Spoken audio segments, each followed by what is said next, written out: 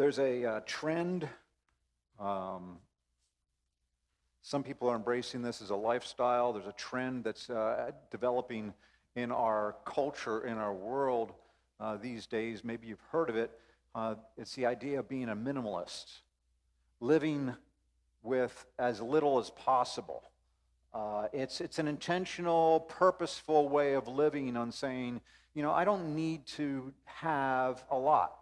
And it takes all shapes and sizes. There's people that are minimalists that are very hardcore and have almost nothing.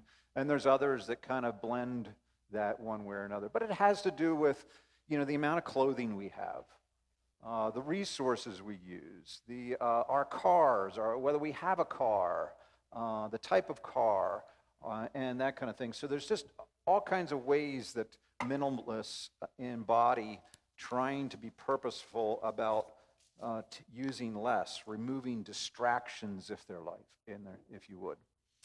One way that minimalists embody this, and maybe you've heard of this, is the use of what's called a tiny house. A tiny house. And these houses typically are somewhere between 60 and 400 square feet. Now, how big is your house? Do you remember? I think our house is like 1,200 square feet. And that's plenty of room for Yvonne and I. And some of you have bigger houses. But can you imagine living in a tiny little house that could fit on the footprint of a trailer? And that's all you have. And they're kind of fascinating in some ways because they're very crafty and, about how they do things like cooking and sleeping and where to live and how to deal with all our bodily functions and what that kind of thing looks like. But it's an interesting way of living, minimalists, of trying to intentionally pare down their footprint, their use of resources, and how they do things. Well, for the next number of weeks, I'm going to invite us to be minimalists. Minimal, not use much. I knew I'd get tripped up on that one. Too many M's in there. I used to have trouble saying statistic, and then one day I just practiced it at home. Statistic, and I got it. I'll have to practice minimalist. We're going to practice and become minimalists here in the next couple of weeks by focusing on just Jesus. Austin introduced it just briefly, but we're going to be looking at the first 8 chapters of the Gospel of Mark. And what we want to do is we want to look at who this Jesus is, what he means in our life, what he's calling us to, just Jesus.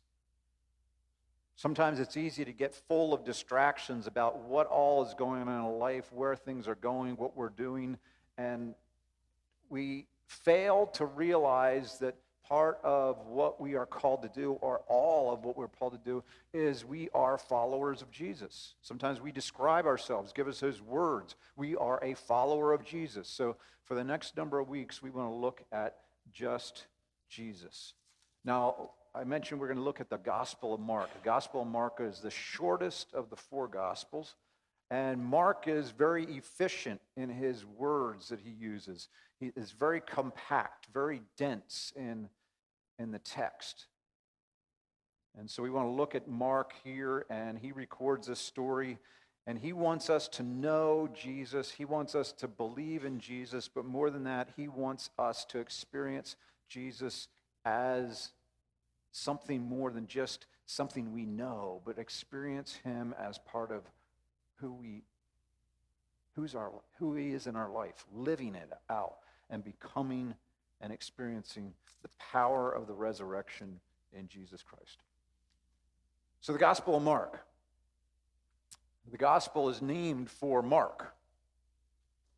And we believe that Mark was the writer of the Gospel, but we don't know for sure because he doesn't identify it. The writer of the Gospel of Mark doesn't identify himself as to, I am this person. We believe it was Mark. Some of the early church fathers back in the first century attest to this, and they were pretty close to the original manuscript. So there's some evidence that we believe that, holding pretty firmly, that Mark was indeed the author of the Gospel of Mark.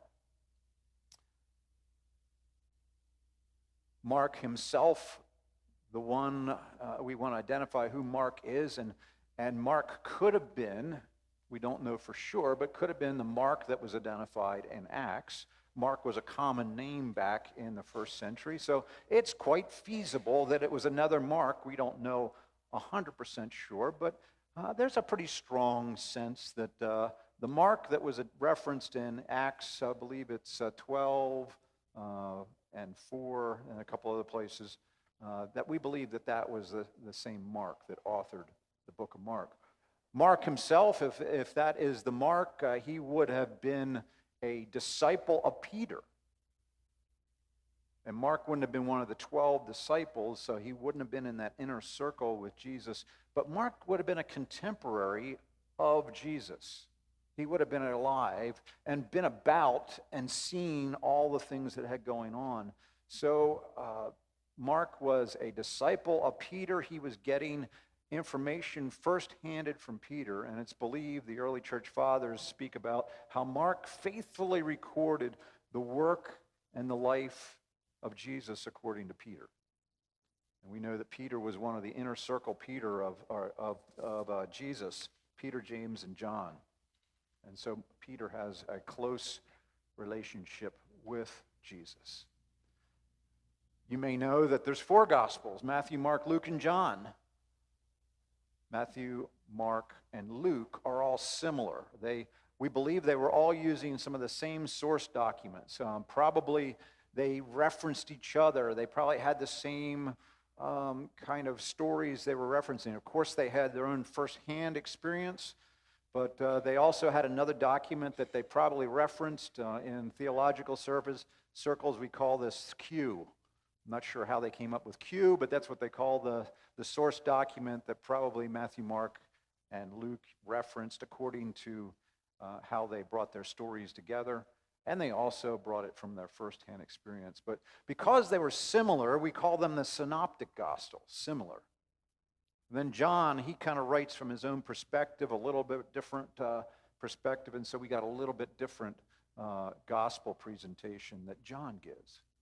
So we got Matthew, Mark, Luke, and John as the synoptics, and Mark being the shortest of that, and then John being another gospel of Jesus that is set apart and gives a little different perspective. But 4 looks at who this person of Jesus is, and they're all looking to do the same thing: record the stories of Jesus for us and for slightly different audiences.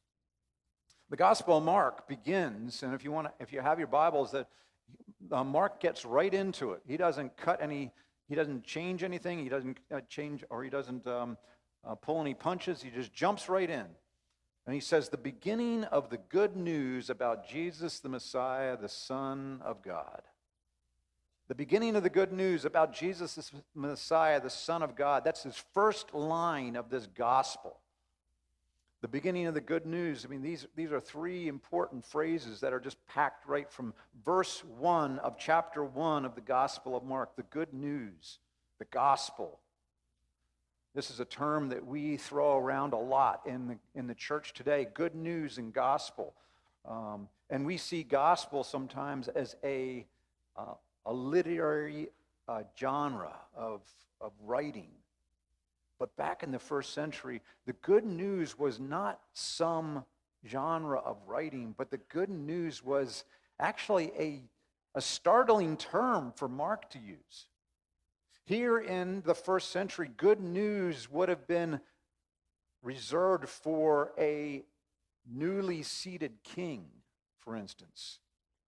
There's good news. There's a new king that's in place. He is seated and reigning now. And that's the term that they would have used in the first century. And so for Mark, it's kind of shocking that he would use this term, good news, about Jesus, a king. Interesting. Chapter 1, verse 1, Jesus, the good news. About Jesus, the Messiah. Jesus, the Messiah. The Messiah. Now, if we're all good Jewish citizens and we go to the temple each week, we know that we're looking for the Messiah, the chosen one, the Christ, the Savior, Messiah.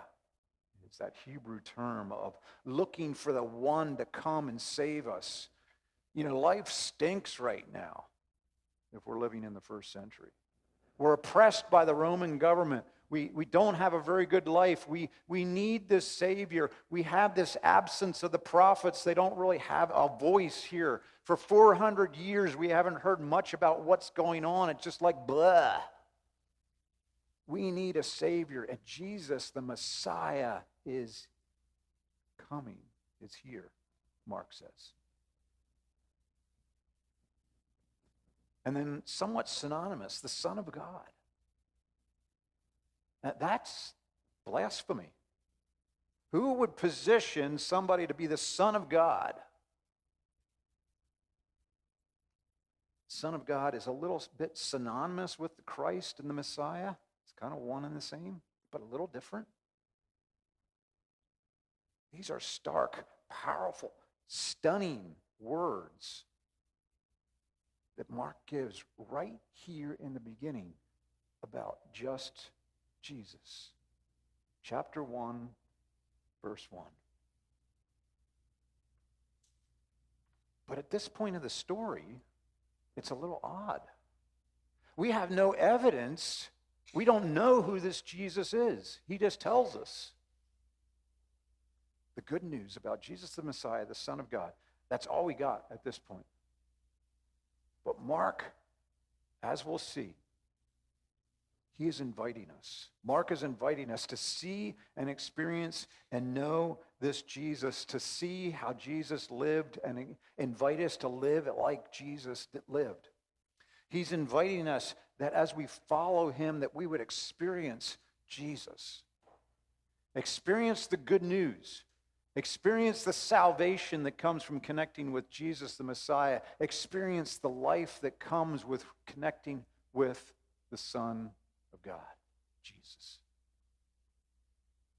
So Mark gets right into it, and he begins to show the evidence of what's going on and who this Jesus is. And he immediately begins to tell the story. Look at chapter 1, and we're going to just sort of kind of survey chapter 1 here this morning in what's going on. But he begins with John the Baptist, this strange character who's baptizing people.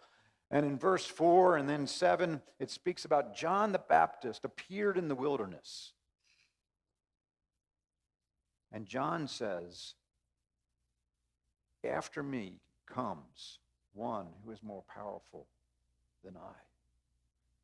We don't know a lot about John the Baptist, but he was a compelling, charismatic, attractional person that people were coming out of the cities in droves to see him and to be baptized. And he was proclaiming, don't follow me, but there's one coming after me. The anticipation of this Jesus. And Jesus comes and he is baptized by John. In verse 11 of chapter 1 of Mark, Jesus, who's baptized by John in the Jordan. And then a voice comes from the heavens and says, you are my Son, whom I love and I am pleased. Mark 1, chapter 1, Jesus, the good news of this Jesus the Messiah, the Son of God. A voice comes from heaven, you are my Son in whom I am pleased. And this is very early on. We hardly know this Jesus. He just sort of appears on the scene, and then angels appear. Angels attend to Jesus. What that looks like, I'm not fully sure. How does an angel attend to you? Was he lifted up? But there was something already early on in this life of Jesus, at least his public ministry. Angels are attending. That just doesn't happen to the average person. When was the last time you had an angel attend to you? And we can get more evidence, more stories of who this Jesus is and Jesus' ministry.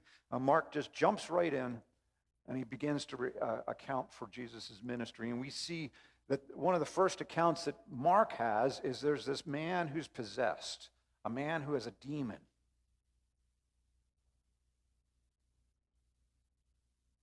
And Jesus casts out this demon of this man. A remarkable sight. A remarkable experience to see a person that's encountering a demon, to see all that's going on there in verse 27. The people were so amazed that they began to ask each other, what is this? Who is this Jesus? We don't know yet. We hardly know this man. Who is this? A new teaching. He has authority. He gives orders, and even impure spirits obey him. This is remarkable. They just have not been confronted. They have not encountered such authority and such presence that even demons obey. And Mark continues, and he says, okay, demons obey, but then he begins to account for the way that Jesus heals people.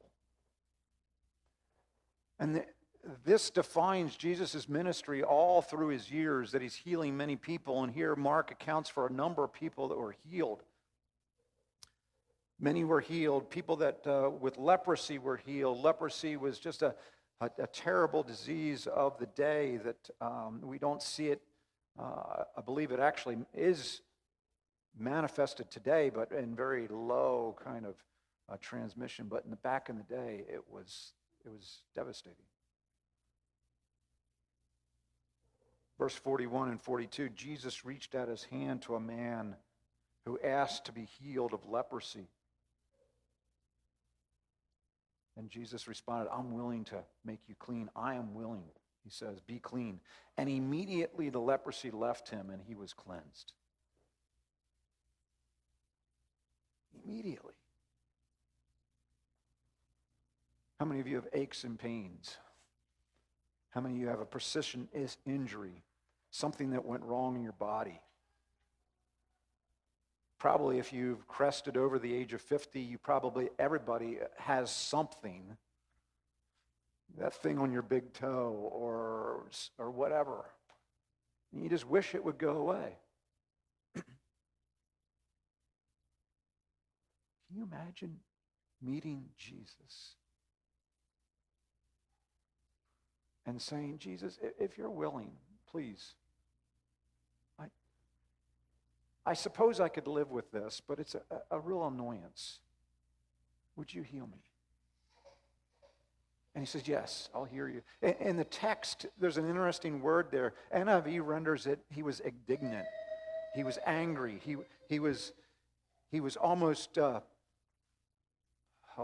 just very, very strongly angry. But I'm not sure that I really like NIV's rendering of that word, because it's more of a deep passion. He was moved with just from his inner being, from his gut, will you heal me? And Jesus was like, oh, of course I'll heal you. Now, can you imagine today that persistent problem you have and you saying, Jesus, would you heal me? And he says, of course I'll heal you, and touches you, and it's gone. It's gone.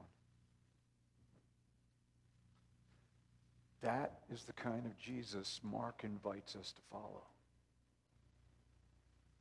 The kind of Jesus that reaches out and touches us, that says, if there's a problem, if there's an ailment, if there's a difficulty, if there's a pain, of course I want to touch and heal you.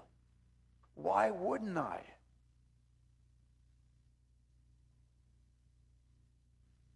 Just Jesus. And Mark tells many, many stories. He uses words here in chapter 1 of things like many and a lot and that kind of thing. He doesn't even tell all the details of the story. And we're going to see more and more stories that Mark is going to tell about Jesus. But one of the most amazing ones, I think, is contained in verses 16 through 20.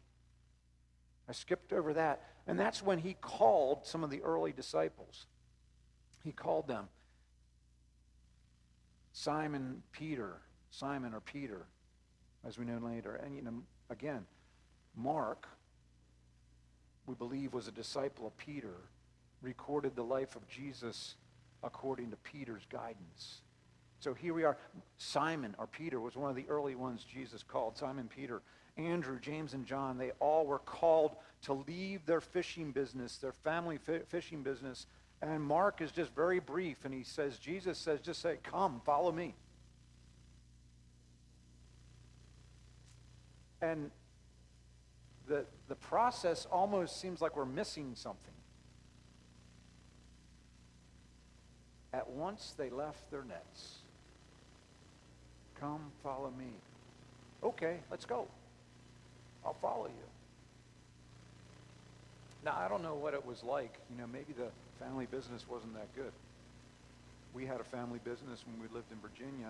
It was a meat packing business, and if you know anything about meat packing, what you get out of meat packing is you get meat. And that's the fun part. But also about meat packing, when you have a large animal like a cow, there's also extra stuff, like the stomach and the bones and things like that. But then there was the hide. The hide is quite valuable. How many of you ever worked hides before? It's a smelly, stinky, hard job. And so we would have to go take the hides and salt them down and get them ready so that when we're ready to sell them, they were ready to sell. And hide work was just, ugh. I have to do it sometimes with my brothers, and more than one argument ensued over the salting of hides.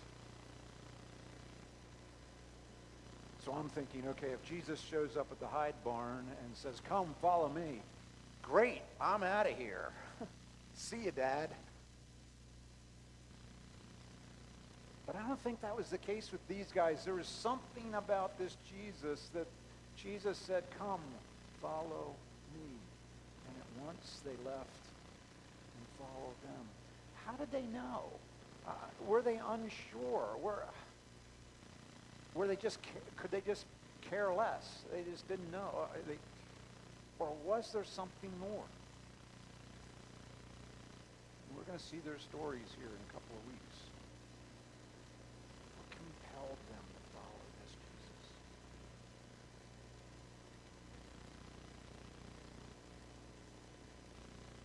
Mark invites us, right from the beginning, along with the disciples, come, follow me. Live as Jesus lived. Experience Jesus. Experience the resurrected power of Jesus in your life. Come, follow. In a lot of ways, Peter, James, John, Mark, Andrew, they did us a huge favor. They did a lot of the heavy lifting. They followed like almost blindly. Jesus says, come, follow me, and they followed. But Jesus today invites us to do the same thing. Come, follow me. It seems risky to us, but these early disciples, they took the risk. We get to see their stories. We get to see the evidence of who this Jesus is. We just get to follow along with them. They took a lot of the risk. And over the next coming weeks, we're going to experience what it means to step in those shoes and follow along with it. But today, I want to invite you to begin this journey by literally following Jesus. And many of you have, and continue to follow Jesus. But many of you, or some of you, have not. And so today, I just invite you that if you've never done this before, today's a great day to repent, to turn, to do like Peter, James, John, Andrew, and come and follow Jesus. Turn from what you've been doing. Today's a great day to experience just Jesus. He invites you to come. follow him. Others, the coming and following, maybe you've followed and you placed your faith in him, but maybe it's time now to experience baptism. We had one person come to me the other week and say to me, I would like to be baptized. And I said, that's fantastic. Tell you what we're going to do. We're going to invite others, if there's others in our congregation that wish to be baptized.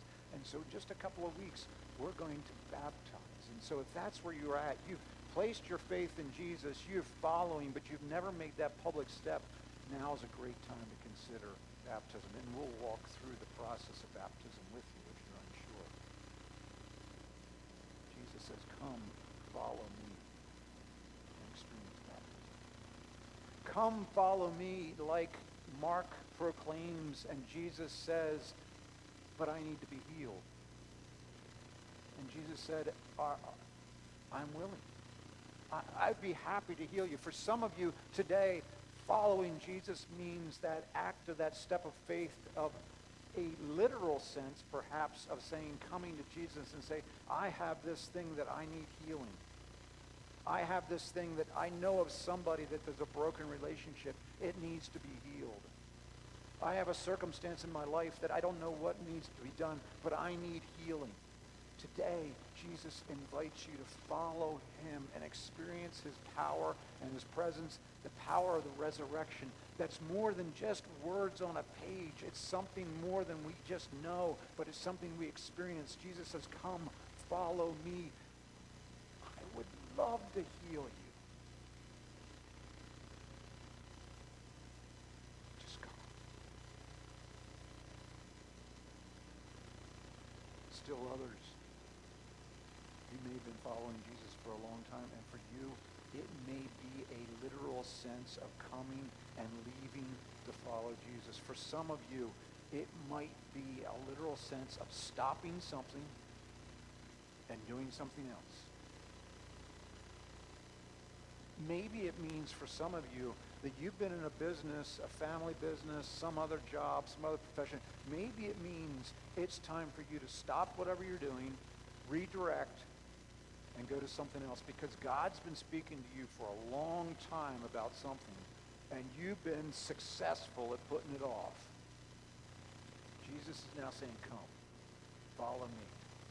I want to pour out my life in you, but I want you to literally change. For others of you, maybe it's not that dynamic, but there's something else in life that Jesus is calling you to stop, change, turn, and follow. I don't know what that is for you. But if you're in that seat, if you're in that position, I guarantee it, you know it. And I want to invite you to come and follow him. Change a lifestyle. Change some kind of, maybe there's some wealth or thing or status or whatever. You need to give up. Jesus is saying, I want you to change that. I want you to come and follow me and use that thing. You know, but it's so... One of the first things we think about when we're called to do that kind of reaction, to follow, we say, oh, I can't do that. It's too risky. It's too risky. What if?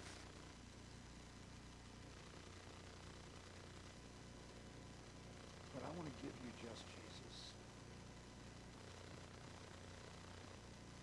What if demons respond to you? What if you see healings? What if you experience and connect with the authority of Jesus? What is there to risk when you're connecting with just Jesus? Come, follow me. As we begin this series, and again, I invite you back over the next couple of weeks. It's going to be a little bit of a long haul. Generally, I don't like to put together 8-week series because usually I get about week 4 or 5 and say, oh, I'm getting tired of this myself. But this is going to be exciting. This is going to be a great walk through the first couple of chapters of Mark, and I want to invite you to be back each week and see what's going on and see what's Jesus going to be next. How are we going to see? That's the power that Mark's going to reveal about who this Jesus is in our lives. But this week, this day, I want to just kick us off with connecting with the pure sense of who Jesus is at its core and at its presence. And that is, I want to invite us, each of us, to come and follow in obedience of Jesus through the participation in the communion. Jesus set before us this practice of the communion, the Last Supper, where he took very simple elements, bread and wine, and he made symbols of them. He says, this is my essence. You know, when we take in on the elements of the communion elements in our lives, we're stepping in and receiving Jesus, and as we do, each one of us, I want to invite us to come with an expectation that our lives are going to be transformed through this. It's not just a rote ritual. There's something of substance and power here. Of receiving these elements that Jesus set aside. Mark records the story of Jesus in the upper room, the Last Supper. Let's read a few of his words. Mark chapter 14, when evening came, Jesus arrived with the 12. And while they were reclining at the table eating, he said, truly I tell you, one of you will betray me, one who is eating with me. They were saddened. And one by one they said, surely we don't.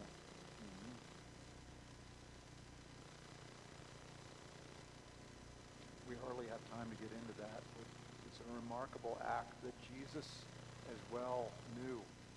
There was one that was going to betray him, and yet he invited him to the table. So that means that each one of us are invited to the table. Each one of us are invited, and so I just invite each of you today, if you are in a right relationship with Jesus, I invite you to participate in this time in just a few moments. If you're a guest with us today, you are today part of our community of faith. You are part of what we gather together, and we invite you. Online, if you're at home, we invite you. Go ahead and prepare here. Jesus continued, it is one of the 12, the one who dips bread into the bowl with me. The Son will go just as it is written about. But woe to the man who betrays the Son of Man. It would be better if he had not been born. And then he goes on and he demonstrates the communion. While they were eating, Jesus took the bread and had given thanks, and he broke it and gave it to his disciples, saying, take it, this is my body. Then he took the cup, and when he had given thanks, he gave it to them, and they all drank from it. And he says, this is my blood of the covenant, which is poured out for many. And he said to them, truly, I tell you, I will not drink again until from the fruit of the vine until the day when I drink it new in the kingdom of God. So today we want to invite you to partake of the bread and cup, that you would receive the same life, the same power as Jesus gave to the 12, and experience his life, to live as Jesus lived, to experience the power of the resurrection of Jesus. So I invite you that wherever you're at, use this act as an act of responding to Jesus' invitation to come. See this as a personal invitation to you. Jesus is saying, each one of us, come, follow me. Use this time at the table to say, okay, Jesus, I come. I choose to follow. And then I encourage you, take that to the next step. Whatever God is calling you, whether it be meaning putting something aside, making change a habit, or some other form of coming and following, do that. That you as well would experience the power and the presence of Jesus. I'm going to invite the worship team to get in place to provide a little bit of music as we come. I invited a number of persons to help serve, and those of you that are prepared to serve, if you come forward, What we're going to do is we're going to have two couples here in the front with the elements, and in just a moment I'll lead a prayer, and I'll invite you that if you would like to receive the elements, if you would come through the center aisle and then return to the side aisle, receive the bread and the cup. When you have, just return to your seats, and we'll all partake of the elements.